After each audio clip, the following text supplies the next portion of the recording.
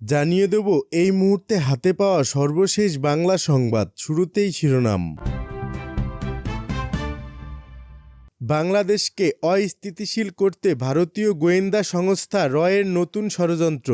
প্রিয় দর্শক, পুরো রিপোর্টটি উপস্থাপন করছি, ভিডিওটি না টেনে দেখতে থাকুন। মানবতা বিরোধী অপরাধের দায়ে শেখ হাসিনার বিচার হবে, প্রধান উপদেষ্টা।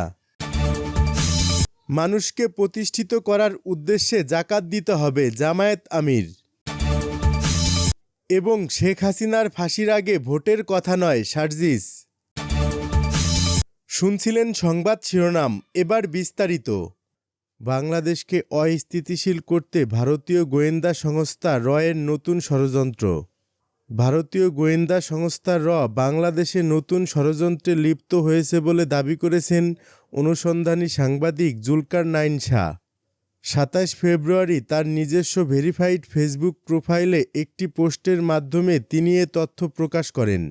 এতে তিনি জানান, সম্প্রতি বাংলাদেশে নতুন নামে এবং নতুন পরিচয়ে প্রবেশ করা কয়েকজন ভারতীয় গোয়েন্দা কর্মকর্তার বিষয়ে কিছু গুরুত্বপূর্ণ তথ্য উঠে এসেছে। দীর্ঘদিন ধরে ভারতীয় গোয়েন্দা সংস্থা বাংলাদেশকে অস্থিতিশীল করার জন্য কাজ করে আসছে এবং এই উদ্দেশ্যে তারা আওয়ামী লীগ এবং প্রধানমন্ত্রী শেখ হাসিনাকে ব্যবহার করেছে, এমন অভিযোগ আগে থেকেই ছিল। এমনকি অনেক বিশ্লেষক মনে করেন বিডিআর হত্যাকাণ্ডের সাথে সরাসরি ভারতীয় গোয়েন্দা সংস্থার সম্পর্ক রয়েছে। জুলকার নাইন আরও দাবি করেন, চলতি বছরের ২৪ জানুয়ারি তিনি রয়ের ২ ঊর্ধ্বতন কর্মকর্তার পরিচয় প্রকাশ করেছিলেন। তিনি জানান, ভারতীয় গোয়েন্দা সংস্থা রয়ের ২ ঊর্ধ্বতন কর্মকর্তা অশোক কুমার সিনহা এবং কনজক তাসিক খাপ্পা ৬ নভেম্বর ২০২৪ তারিখে ঢাকায় পৌঁছান। তাদের ঢাকায় আগমনের ব্যবস্থা করেছিল ভারতীয় হাইকমিশন। তিনি আরও বলেন, এই কর্মকর্তারা ৬ নভেম্বর এয়ার ইন্ডিয়ার ফ্লাইট AI-২২৭-এ ঢাকা পৌঁছান। বিমানবন্দরে তাদের গ্রহণ করতে উপস্থিত ছিলেন ভারতীয় দূতাবাসের কর্মকর্তারা। এই কর্মকর্তারা মূলত ভারতের আইপিএস ইন্ডিয়ান পুলিশ সার্ভিস থেকে ২০০৭ সালে অশোক এবং ২০১৩ সালে কনজককে রয়ের ডেপুটেশনে পাঠানো হয়েছিল। বাংলাদেশে তাদের আসার কারণ ছিল বর্তমান অন্তর্বর্তীকালীন সরকারের সাথে সম্পর্ক পুনঃস্থাপন এবং বাংলাদেশের গোয়েন্দা সংস্থাগুলোর সাথে সম্পর্ক গঠন। জুলকার নাইন আরও দাবি করেন, বাংলাদেশে আসার পর রয়ের কর্মকর্তারা তাদের অভ্যর্থনায় পূর্ণ সহযোগিতা পায়নি। বিশেষত এনএসআই এবং ডিজিএফআই থেকে স্পষ্টভাবে জানানো হয় যে রুটিন সম্পর্কের বাইরে কোনো বিশেষ সম্পর্ক স্থাপনের সুযোগ নেই। এই পরিস্থিতিতে ভারতীয় কর্মকর্তারা অত্যন্ত হতাশ হয়ে পড়েন এবং তারা হোটেলের কর্মীদের সাথে অবিবেচনাপূর্ণ আচরণ করতে শুরু করেন।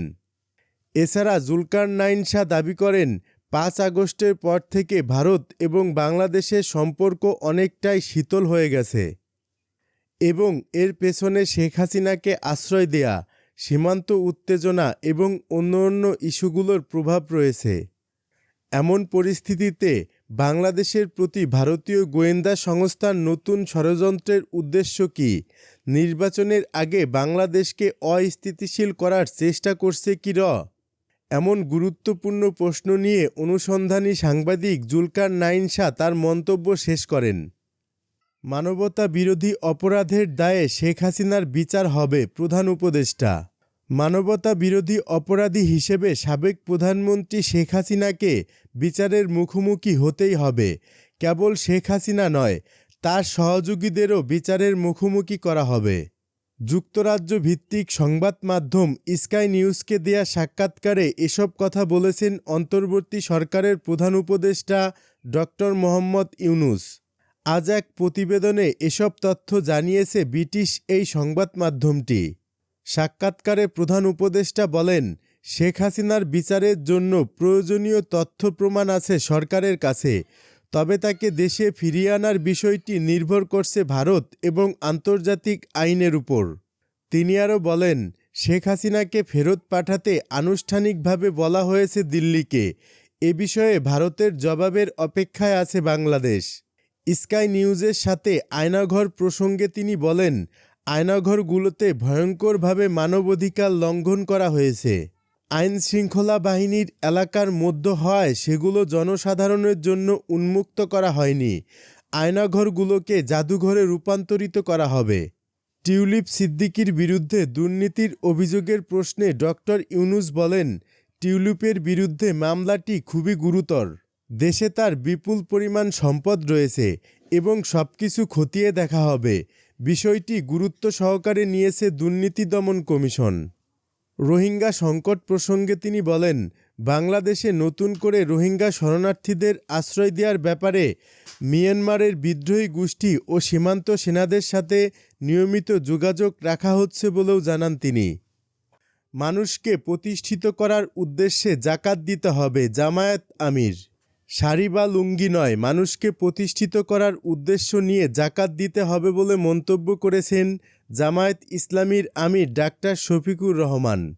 রাজধানীর শ্যামলীতে চিকিৎসকদের আয়োজিত এক ইফতার মাহফিলে এসব কথা বলেন তিনি। জামায়াত আমির বলেন, জাকাতের সুষ্ঠু বন্টন হলে সমাজে অর্থনৈতিক ভারসাম্য আসবে। যারা মানুষকে প্রতিষ্ঠিত করার উদ্দেশ্যে জাকাত দিতে চায় তাদের সহযোগিতা করবে জামায়াত। তিনি আরও বলেন, নেতাকে ক্ষমতায় নেয়ার জন্য নয়, দেশে আল্লাহর আইন বাস্তবায়নের অপেক্ষায় রয়েছি। মানুষের অধিকার নিশ্চিত করতে দিন কায়েমের বিকল্প নেই বলেও মন্তব্য করেন তিনি। শেখ হাসিনার ফাঁসির আগে ভোটের কথা নয়, বললেন সার্জিস। জুলাইয়ের গণহত্যার ঘটনায় শেখ হাসিনার ফাঁসি না হওয়া পর্যন্ত ভোটের কথা না বলার পরামর্শ দিয়েছেন জাতীয় নাগরিক পার্টির মুখ্য সংগঠক সার্জিস আলম। রাজধানীর রায়ের বাজারে জুলাই গণ অভ্যুত্থানে শহীদদের কবর জিয়ারতের পর একজন শহীদের মায়ের সঙ্গে দেখা করে তিনি এ মন্তব্য করেন। জাতীয় নাগরিক পার্টির মুখ্য সংগঠক হাসনাত আবদুল্লাহ এ সময় উপস্থিত ছিলেন। সার্জিস আলম বলেন, যতদিন না খুনি হাসিনাকে আমরা ফাঁসির মঞ্চে দেখব, ততদিন এই বাংলাদেশে কেউ যেন ভুলক্রমেও নির্বাচনের কথা না বলে। জুলাই আন্দোলনের অন্যতম এই সমন্বয়ক বলেন, আমরা সরকারকে অনেকবার বলেছি, এই সরকারের 2টা বিভাগের কাজ, শুধু কাজের জন্য কাজ না।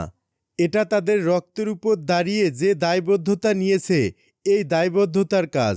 আইন বিভাগ, বিচার বিভাগ, এখানে স্বরাষ্ট্র মন্ত্রণালয়, স্বরাষ্ট্র উপদেষ্টা এবং আইন ও বিচার বিভাগের মন্ত্রণালয়ের যিনি উপদেষ্টা রয়েছেন, এই 2 জন উপদেষ্টা, তারা যদি এই খুনি হাসিনার দৃশ্যমান বিচার এই সরকারের সময় করে যেতে না পারে, তাহলে এই সরকারের সবচেয়ে বড় দায়বদ্ধতা এবং সবচেয়ে বড় লেজিটিমেসি তারা হারাবেন এবং সারা জীবন এটা তাদেরকে দায় বহন করে যেতে হবে।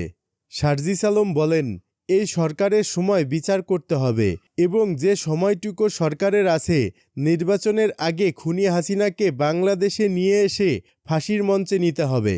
এর আগে রায়ের বাজারে 24-এর গণ অভ্যুত্থানের শহীদদের মাগফেরত কামনা করে কবর জিয়ারত ও দোয়া করেন এনসিপির নেতারা।